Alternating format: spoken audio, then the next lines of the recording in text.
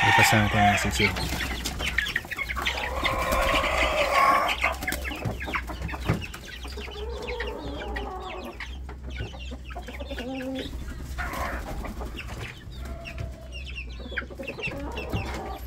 Tayo lumabas.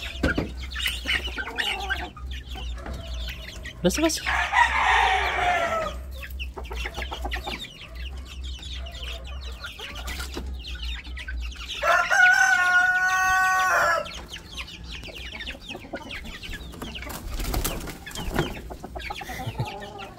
Liligalig mga sisip. Parang may mga kulugo eh.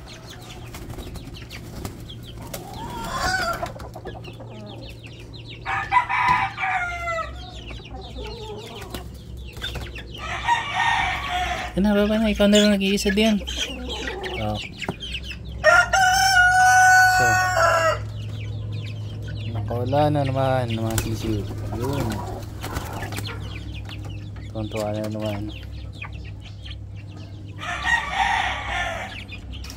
Eh, parang may problem yung isa natin sisiw.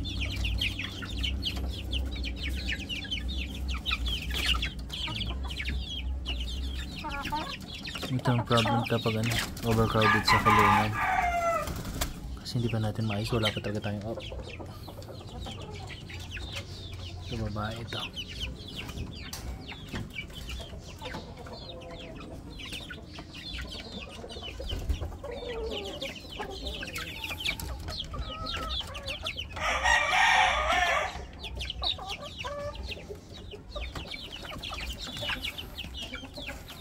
Ayan sila.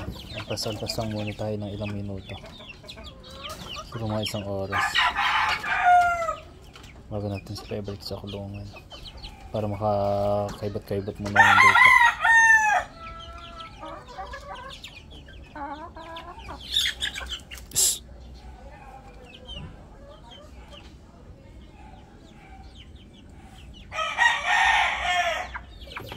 Ay, isa parang bulag yung isang sisiw.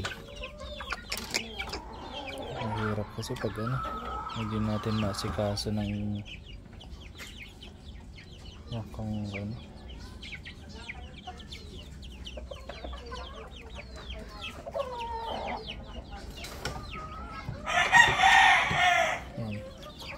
Tapos ito natin 45 days. Laki na. Laki na oh.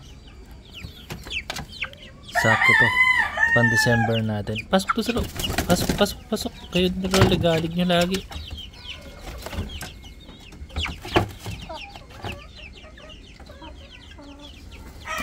So ito iba. Ay, meron pa pala tayo dito ng dalawang sisiw. Bihira natin ma-update. Yan o. Nakaseparate sila. Tuntuan na sisiw. Yan na, babae at lalaki yan. Okay naman. Yan na, sisiyo natin. Kaya lang muna natin yan. Tapos ito yung ating. Ay, nag-aaway na naman ito. Nagtatalo na naman na magnanaw.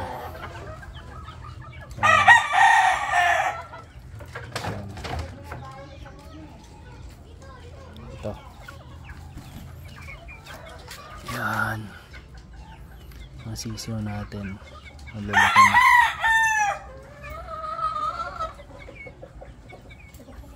Yan yung area natin. Isang tanda.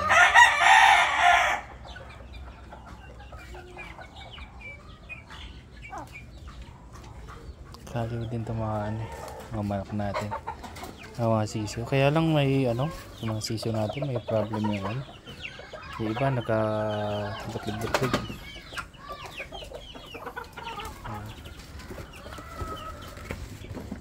Tapos dito ang itlog natin dito ay yan, may 7 na lalaki.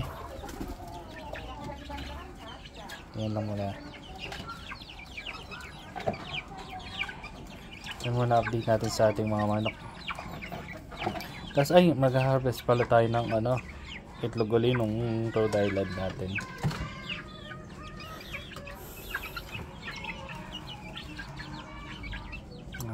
nagka-problema yung isang sisiyo talaga natin. Yung isa talaga may ano, may tama yung mata. Babae pa naman. Yan, nagabukbok na siya. Yan. Ito yung sumusubok maglimlim eh. Kasi nung isang araw, kumuha ka ng itlog dyan. Siguro yung mga naon na yun, medyo na, ano na, may nabubuo ng dugo. Ito kasi yung itlog nila. Oh. Ayun.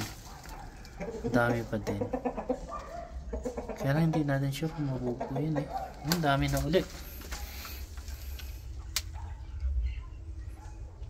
Kaya lang parang ang dumi ng itlog nila. Ilawan natin. Yan. Ilan pa rin yung bago. Pero yung mga luma dyan, iwanan ko. Subukan nga natin talaga magpalimlim. Kasi yung isa mukhang magta-try talaga siya. Yan. Tutukain ko lang muna ito mga ito. Pasok, pasok.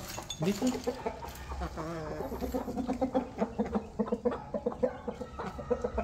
Yan o. Yung sinyalis na gusto niya maglimlim talaga.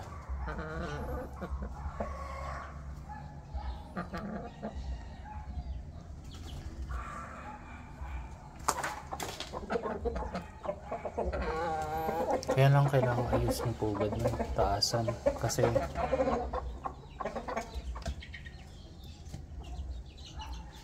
right. Yan wala update natin.